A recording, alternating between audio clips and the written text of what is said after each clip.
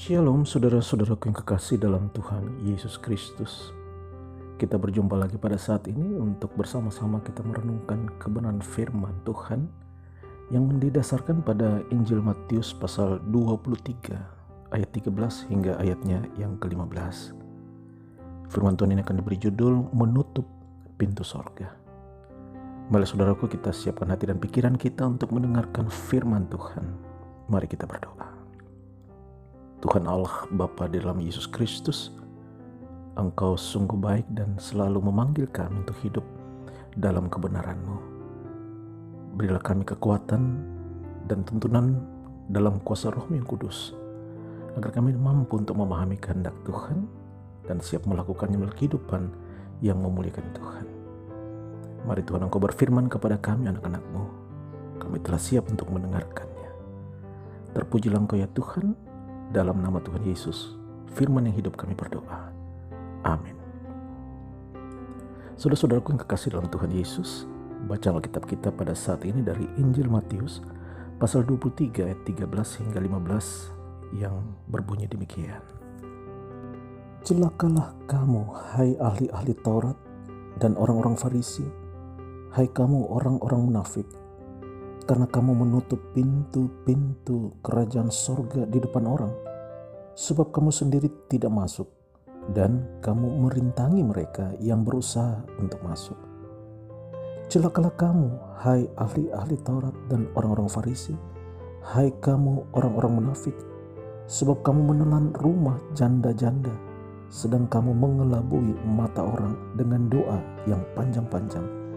Sebab itu, kamu pasti akan menerima hukuman yang lebih berat. Celakalah kamu, hai ahli-ahli Taurat dan orang-orang Farisi, hai kamu orang-orang munafik, sebab kamu mengarungi lautan dan menjelajahi daratan untuk mentobatkan satu orang saja menjadi penganut agamamu, dan sesudah ia bertobat, kamu menjadikan dia orang neraka yang 2 kali lebih jahat daripada kamu sendiri. Demikianlah saudaraku pembacaan Alkitab kita pada saat ini. Saudara-saudara yang kekasih dalam Tuhan Yesus Kristus, Injil Matius ditulis dan pertama-tama ditujukan kepada orang-orang Kristen yang berlatar belakang Yahudi. Entah karena mereka masih memiliki keturunan darah Yahudi, atau karena sebelumnya mereka memeluk dan memelihara ajaran dan tradisi Yahudi. Sebagai yang juga memiliki latar belakang Yahudi, Tuhan Yesus tahu persis apa yang menjadi kerinduan dan sekaligus kelemahan-kelemahan dari orang-orang Yahudi. Dan melalui pasal 23 ini, kita dapat melihat bagaimana Yesus mengecam para ahli Taurat dan orang-orang Yahudi. Memang di satu sisi, kita harus mengakui bahwa mereka sangat menguasai isi Taurat dan segala tuntutan hukum Taurat.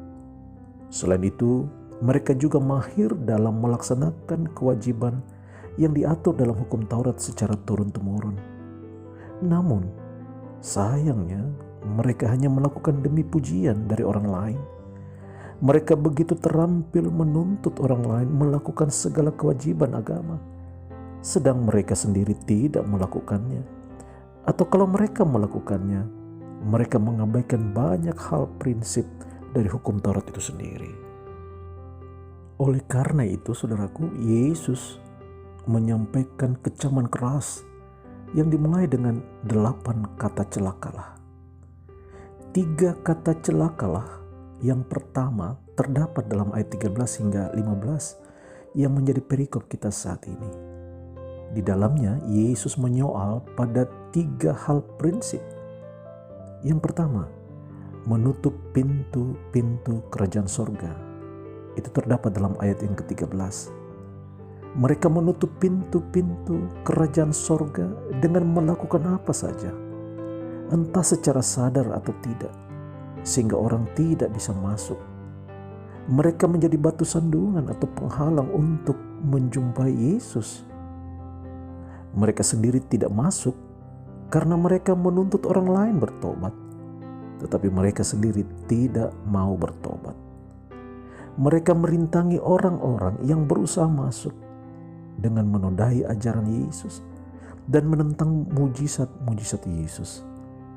Mereka mengucilkan orang-orang yang percaya kepada Yesus, bahkan membencinya.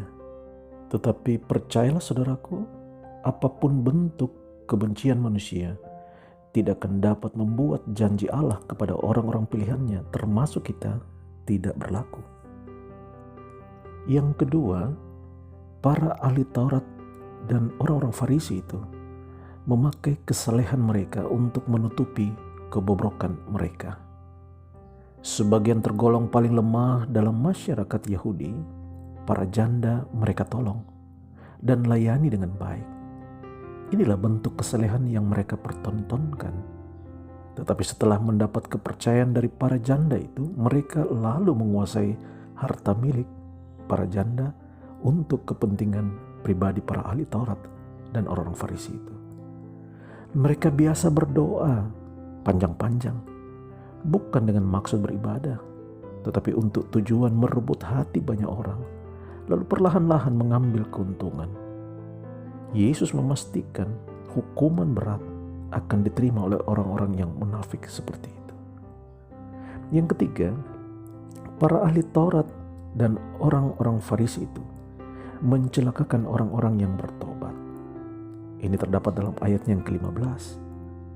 Mereka berjuang untuk menyelamatkan orang lain, tetapi setelah orang-orang itu bertobat, mereka memanfaatkan orang-orang itu untuk kepentingan mereka. Akibatnya, orang yang baru saja bertobat itu malah semakin jauh dari kebenaran. Saudara-saudaraku yang kekasih dalam Tuhan Yesus, untuk melakukan ketiga hal yang dikecam Yesus tadi sesungguhnya tidak sulit. Kita tidak perlu menjadi orang Yahudi dulu, atau menjadi ahli Taurat, atau menjadi orang Farisi dulu.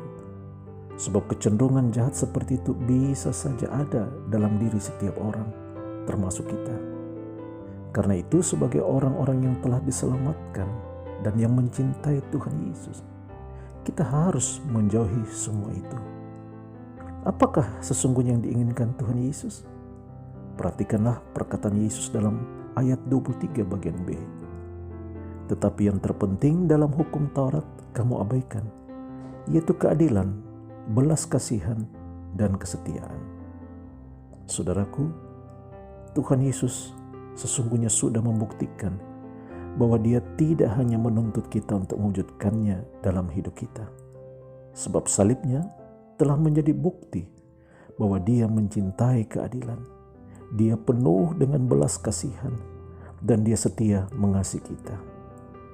Amin.